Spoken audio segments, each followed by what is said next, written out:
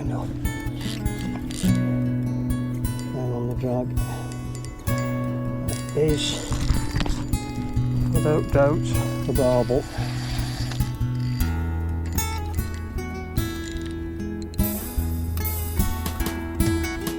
Give him a bit of a breather then, if I'm doing a leash of life while I reach for the net.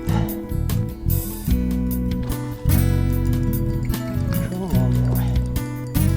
Here you come. Oh, it's a good fish, it's a good fish. It's a good fish and it's in the net. Yes! Extreme.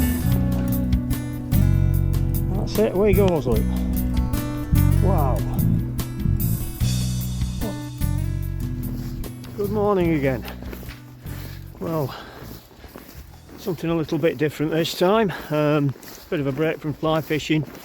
I mean, the rivers are very low and it's quite tough going really. So I'm going to take this opportunity to try something a bit different, a bit of barbel fishing on the Ribble. And it's not barbel fishing as you know it, maybe with the 2 rods and heavy feeders and a bed chair. It's roving barbel fishing using the freelining technique. Well, barbel and chub, being realistic. I think my chances of catching a barbel are pretty low. Nobody else on the river, which is quite unusual this time of the year, but then again there's no night fishing allowed, and I think the guys that like the 2 rods and bed chair and feeders really need to be fishing at night in these conditions, or with a bit of water in, and obviously we've got low conditions and no night fishing allowed. So what I'm going to try is little shallow runs with a lot of oxygen, and let's say see if I can attempt to barbel with the freelining technique. So I'll go through the tackle and approach as soon as I get to the river. See you there. Okay, let's have a look at the setup. I've got a nice beefy feeder rod here. I'm not sure what test curve it is, but it's dealt with a good few barbel before. Also salmon on the worm, and I'm sure it'd be all right for sort of random carp fishing really, for sort of sub 20 pound fish. And we've got a braid line, I think that's 30 pound breaking strain, onto a hook length which is fluorocarbon, 10.5 pound breaking strain. I don't want to take any prisoners really. And at the end of that hook length, it's about maybe 900 millimeters long. We've got a size 8 barbless hook, eyed of course, and the weight absolutely minimal, 2 BB shots. And what I've got is plasticine here, which I can model, I can sort of mould it onto that split shot like that, and I can adjust the weight accordingly. The little run in front of me there is quite shallow, and it'll probably hang up a lot if I put too much weight on. I just want that sort of bumping about the bottom and just sort of drifting with the current as naturally as possible. So that's my adjustable weight. Keep that in my pocket. This is a trick I learnt from worming for salmon many years ago. And basically that's it, that's the setup. The baits, I've got pellets here, which what I have to do is band that to the hook. I've got dendrobina worms, a bit shy at the moment. There we go. I've had to actually buy some because the lobworms in my garden are about 16 feet down at the moment with the ongoing dry weather. And I've got luncheon meat, which is cut into sort of slices from the tin, and I'm just going to rip it off in random looking chunks rather than cubes to look a bit more natural. And right, off we go. Off as I approach.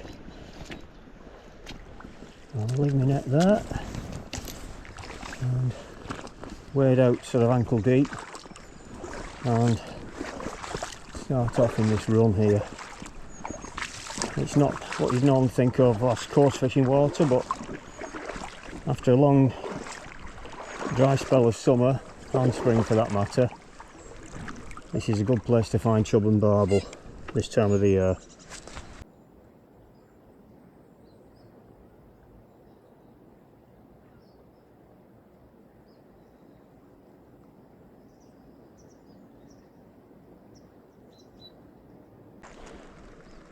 River's still reasonably clean.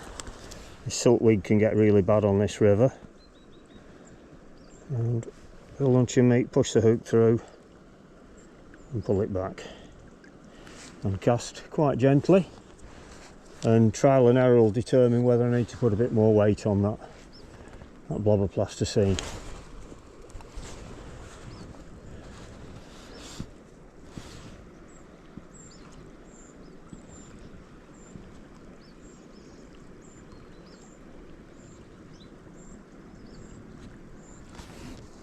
Catching bottom already, yeah.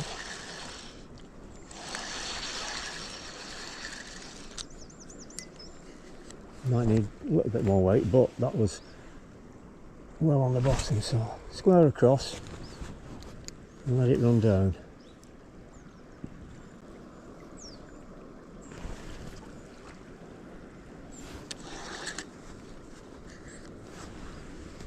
Keeping the rod high and watching that slack line for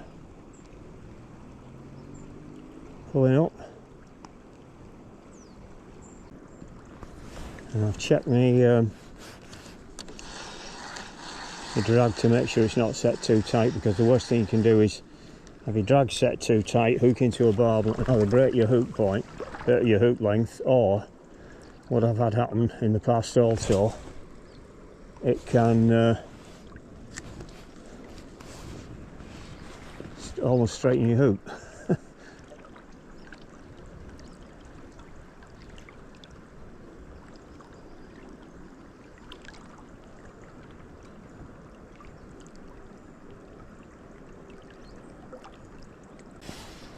I've just got my finger looped round that line. I can feel this even when the fish just breathes on it, you know. Change of bait, no success with the meat yet, so 2 worms.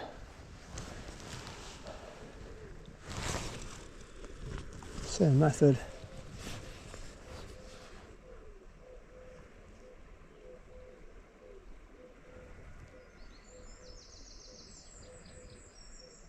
Just searching for fish really.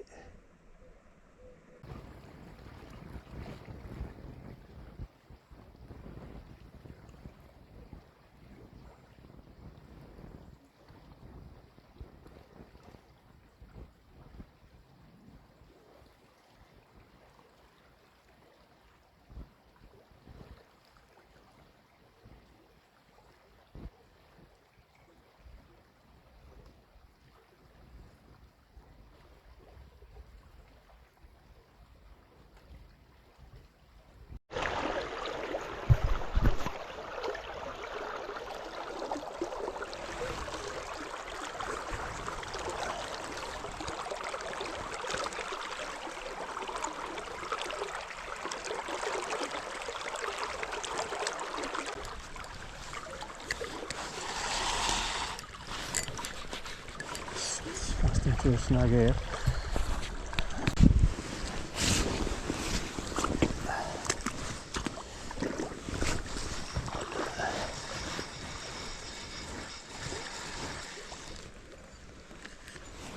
Well, tough going so far, but early days I suppose.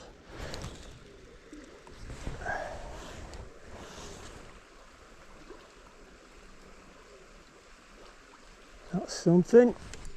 There we go. That's a fish on. And what's that? Is it a chub or a barbel? Don't know. I think that might be a chub. Yeah, it's coming towards me. Barbel, I don't think.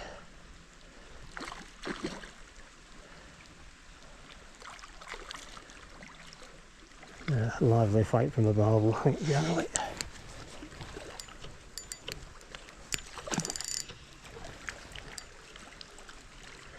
There's a chub. You see from the mouth straight away. Not bad one. And I think I can get that hook without actually taking the fish out of the water. There we go. He's off. chub maybe a couple of pounds, not huge. At least we've got fish down there and they will take this meat. So blank saved anyway.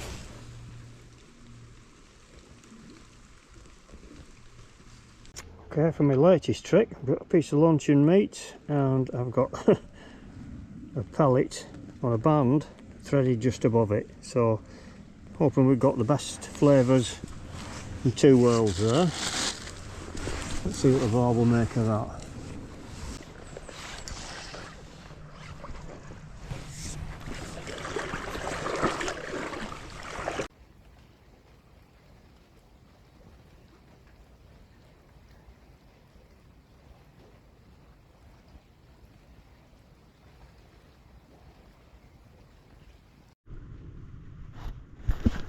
Alright, try this little bit of a feature here. We've got sort of a rock formation and a slight deepening against it.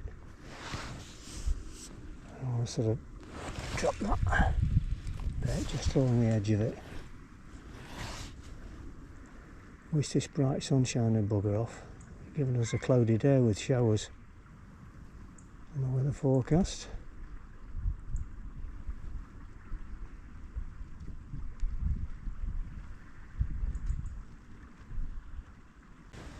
Looks like a good low, promising low water swim.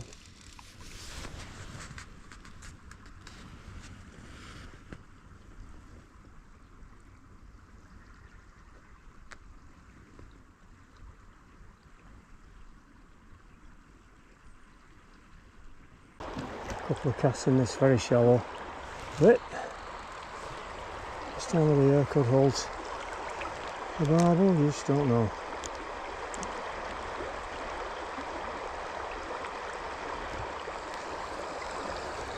Quite nicely, that.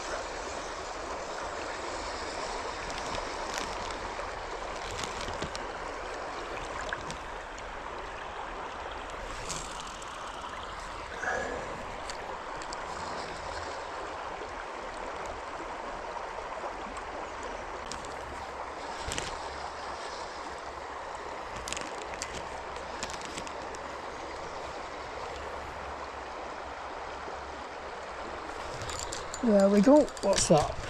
That's not a chub, I don't think. Oh, that is not a chub. Certainly not. Just holding there in the current. I don't know, it might be a chub. Coming in a bit quietly now. After that rush, it is a chub.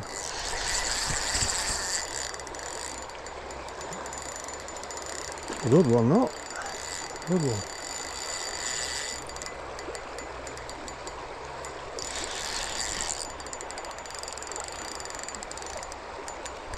Turning quickly. There's a chance for a barbel yet. Very good chub, look at that. It's a good fish.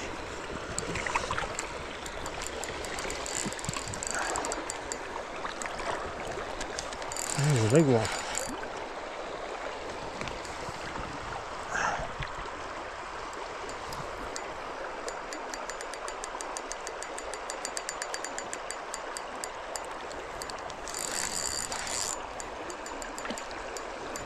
Look at the weight of that.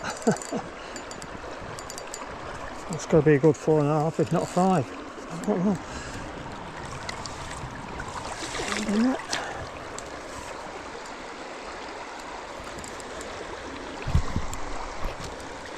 Oh, don't go downstream. Can't have you going downstream, right?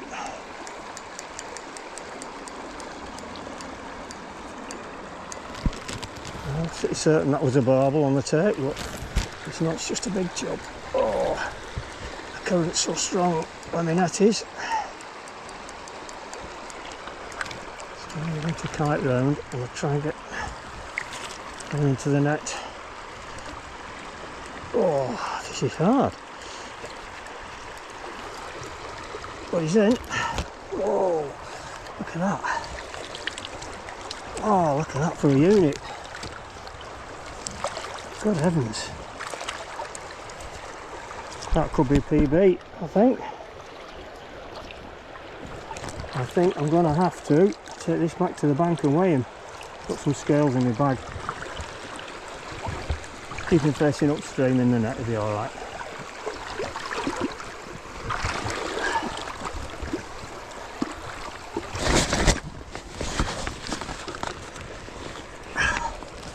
Oh, look at that.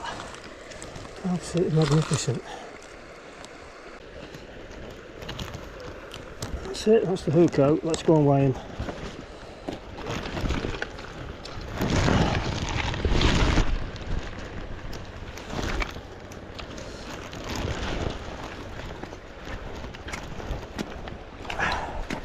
Looks close to one I had, 5.5 pounds.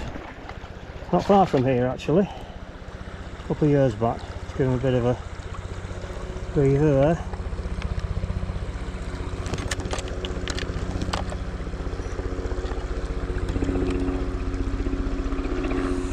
That was zeroed.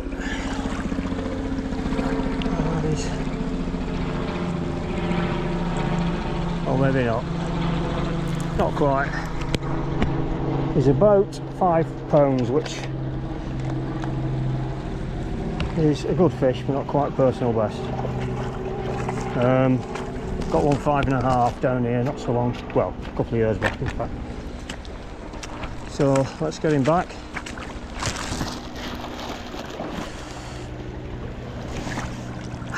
And try for a barbel.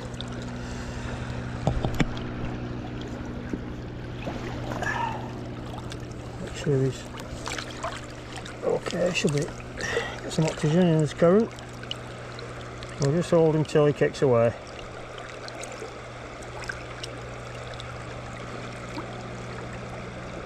Oh, look at that.